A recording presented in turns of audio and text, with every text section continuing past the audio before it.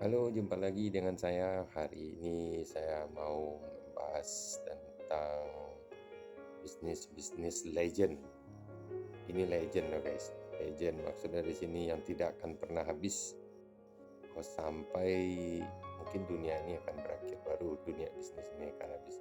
Yuk kita langsung aja buat teman-teman yang masih ingin mempelajari bisnis dan bisnis yang legend-legend yang dari dahulu sampai di akhir nanti tidak akan habis, kecuali dunia ini yang akan berakhir teman-teman. Yang pertama itu bisnis yang tidak akan habis itu adalah bisnis pakaian. Kenapa saya bilang pakaian? Ya kita semua butuhnya pakaian. Mulai dari sejak kita lahir sampai nanti kita akan tutup usia, semuanya butuh pakaian. Jadi tidak mungkin bisnis pakaian uh, akan berakhir, kecuali dunia kita yang sudah berakhir. Jadi kita nggak butuh pakaian lagi. Terus yang kedua saya katakan ini bisnis yang tidak akan pernah habis itu adalah bisnis kuliner atau bisnis makanan. Ya semuanya apalagi di zaman sekarang ini, zaman sekarang semuanya orang pada sibuk, yang tidak mungkin lagi untuk berada posisinya di dapur. Mungkin sebagian dari kita masih ada hobinya, punya waktu dan kesempatan untuk berada di dapur. Jadi bisnis makanan ini guys semuanya orang butuh, apalagi orang lagi sibuk-sibuknya, yang penting semuanya bisa praktis. Pulang kerja dari kantor sore-sore nggak sempat masak, ya udah kita beli yang udah jadi aja. Terus yang ketiga, bisnis yang tidak akan pernah habis itu adalah bisnis makelar. Ya gini saya bilang nih, bisnis makelar. Kenapa makelar itu penting? Karena semua orang, kita mempelajari semua manusia itu sibuk, dia nggak punya waktu. Contohnya misalnya kayak ngurus KTP, ngurus BPJS, nih, ngurus pembayaran apalah kayak urusan anak-anak sekolah. Jadi kita sendiri nggak punya waktu.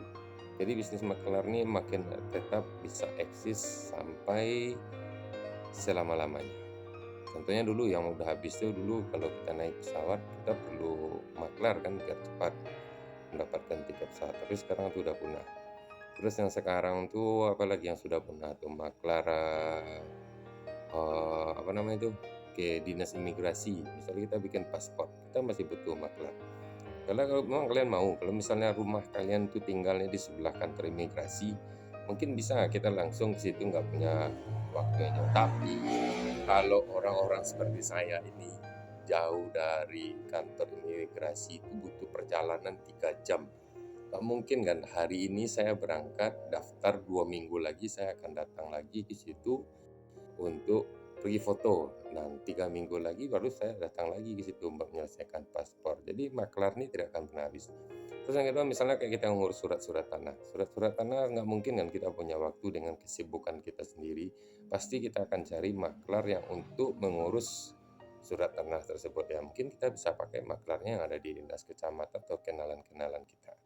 Berarti udah 3 baru ya guys ya. Terus bisnis keempat tuh yang tidak pernah yang tidak akan habis itu adalah bisnis dropship and seller. Itu yang lagi tren-trennya sekarang ya. Pertanyaannya, kenapa nih dibilang ini adalah bisnis yang akan selalu bertahan? Karena masalah supplier sendiri atau industrinya sendiri, mereka kan nggak pandai jualan. Mereka hanya mencetak barangnya udah jadi, ya cara penjualannya dicari dropship atau reseller.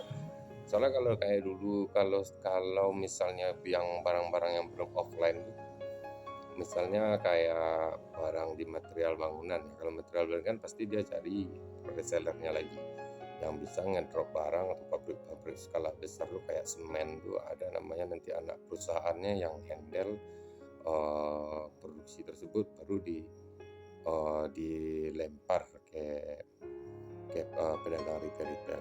Jadi kayak dropship reseller tuh sampai sekarang tuh lagi heboh-hebohnya, orang tinggal buat ya, pemasarannya sekarang kita udah pakai teknologi yang bagus, pakai dunia internet ya, kita pabriknya tinggal buat ya, kita yang jualin. Jadi ini bisnis kayak ini gak akan pernah habis guys, karena semua orang pasti butuh, orang pada semuanya pada efisiensi.